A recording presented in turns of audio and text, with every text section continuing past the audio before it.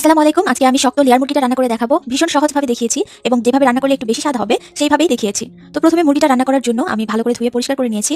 আর এইখানে 1.5 কেজি পরিমাণ লেয়ার মুরগি রয়েছে। 1.5 কেজি ওজনের মুরগিটাকে কেটে ভালো করে সবকিছু ফেলে হয়তো 1 কেজির মতো আছে। এইবার এর মধ্যে দিয়ে দিচ্ছি 3টা দারুচিনি স্টিক, আর দিয়ে দিচ্ছি গোলমরিচ, এলাচ, তেজপাতা আর 3টা লবঙ্গ। এলাচ আমি 5-6টা দিয়েছি। আর এখানে 2টা মিডিয়াম সাইজের পেঁয়াজ কুচি আর 3টা টমেটো দিয়ে দিলাম। দিয়ে দিচ্ছি 2 টেবিল চামচ রসুন বাটা, 2 টেবিল চামচ আদা বাটা, দিয়ে দিচ্ছি 1 চা চামচ ধনিয়া গুঁড়া, 1 চা চামচ জিরা গুঁড়া, দিয়ে দিচ্ছি 1 চা চামচ হলুদের গুঁড়া আর 1 চা চামচ গরম মশলা। এখন আপনাদের একটা জিনিস দেখাচ্ছি, এই রাঁধুনির যে গরম মশলাটা আছে এটা কখনোই ব্যবহার করবেন না, এটা খেতে খুবই বিশ্রী। আপনারা যদি পারেন ঘরে গরম মশলাটা তৈরি করে নেবেন, নয়তো বাজারে যারা মূলত মশলা ভাঙিয়ে থাকে তারা নিজেরা তৈরি করে বিক্রি করে থাকে, সেখান থেকে আনার চেষ্টা করবেন। তো দিয়ে দিলাম 1 টেবিল চামচ মরিচের গুঁড়া, একটু ঝাল ঝাল তৈরি করব। দিয়ে দিচ্ছি হাফ কাপের মতো তেল, দিয়ে দিচ্ছি পরিমাণ মতো লবণ। এখন এই সবগুলো উপকরণের সাথে মুরগিটাকে খুব ভালো করে মাখিয়ে নিতে হবে। এই কাজটা ভালো করে করবেন, মুরগির সাথে মাখিয়ে নেবেন মশলা। এবার ঢাকা দিয়ে ঢেকে কম আছে আমি 5 থেকে 6 মিনিট রান্না করেছি।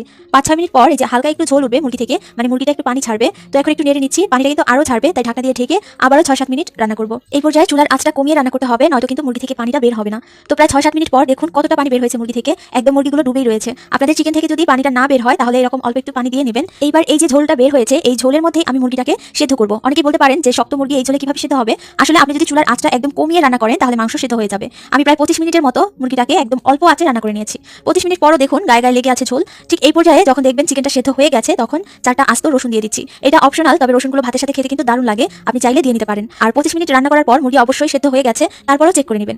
এবার রসুনটা দিয়ে 5 মিনিটের মতো রান্না করছি। অল্প আঁচে এই পুরো রান্নাটা শেষ করতে হবে। 5 মিনিট রান্না করার পর আমি আরেকটা চুলায় এটার জন্য ফোড়ন দিয়ে নেব। দিয়ে দিচ্ছি 2 টেবিল চামচ তেল আর হাফ চা চামচ জিরা আস্ত আর একটা শুকনো মরিচ। এগুলো কয়েক সেকেন্ড ভেজে দিয়ে দিচ্ছি 4টা পেঁয়াজ কুচি। এখন আপনি চাইলে কিন্তু ফোড়নটা ছাড়াই খেয়ে ফেলতে পারেন, তবে ফোড়নটা দিলে একটু খেতে ভালো লাগে। তো পেঁয়াজটা যখন এরকম পুরোপুরি ব্রাউন কালার হয়ে যাবে তখন চিকেনের মধ্যে ঢেলে দিতে হবে। এটাও ঢেলে দিয়েছি। এইবার সবগুলো উপকরণের সাথে একসাথে ভালো করে মিশিয়ে নিতে হবে। আরেকটা কথা, এই রসুনগুলো কিন্তু নতুন রসুন, এগুলো একদম পরিষ্কার থাকে, তবুও আমি এগুলোকে খুব ভালো করে একটু ধুয়ে তারপর দিয়েছি। আপনাদের কাছে নতুন রসুনটা না থাকলে বড় কোয়ার যে রসুনগুলো সেগুলো একটু খুলে ধুয়ে পরিষ্কার করে দিবেন। এইবার আমি অল্প একটু পানি দিয়ে দেবো।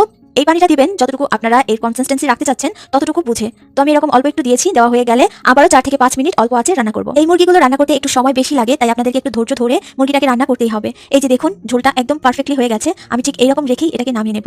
নামানোর আগে অবশ্যই লবণটা চেক করে নেবেন লবণ হয়েছে কিনা। এই তো লবণ দিয়ে দিয়েছি পরিমাণ মতো, আর এখন মুরগিটা সার্ভ করার জন্য একদম প্রস্তুত।